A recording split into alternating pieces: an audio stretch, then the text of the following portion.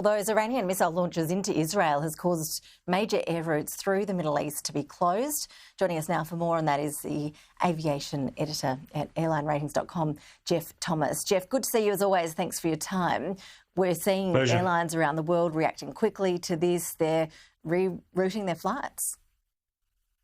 Look, indeed, the airspace over Iraq is basically closed, Jordan as well, and all the air routes west of Tehran.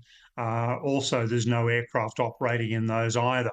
And the Iraqi corridor and the Iranian corridor are two major corridors into Europe. And effectively what's happened is all the aircraft are now travelling over Saudi Arabia and Egypt into Europe.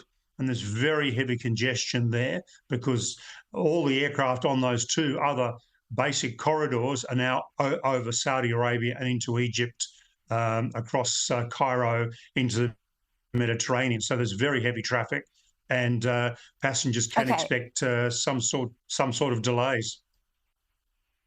And on top of those delays, Geoff, will we also see the actual journey time increasing for Australians heading to Europe, for example? Look, indeed, it's going to vary considerably from day to day, hour to hour, depending on a variety of scenarios. But yes, the journey times will increase. It may only be half an hour. It could be an hour.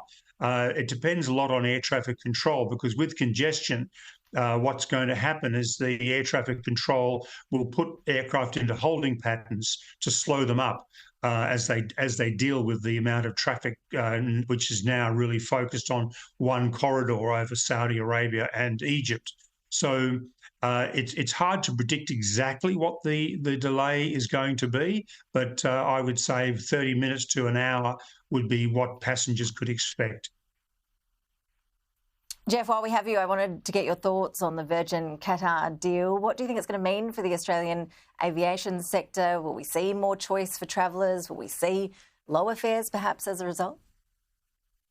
Oh, look, it's a very exciting deal for Virgin. It's a very exciting deal for Australians, because when Virgin Australia went into receivership, it lost its Boeing 777s. It had 7 of them. It lost its A330s. It had 6 of them. And so that wide-bodied long-range capacity, which they were using both domestically and also to the United States, disappeared.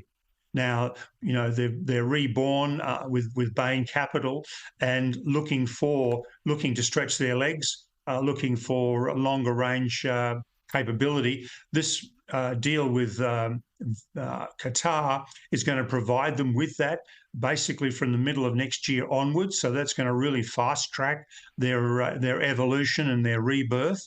And yes, there's going to be a lot more choice. There will be lower fares. It'll be more competitive, and it'll put Virgin Australia on a much stronger footing in its competition with Qantas.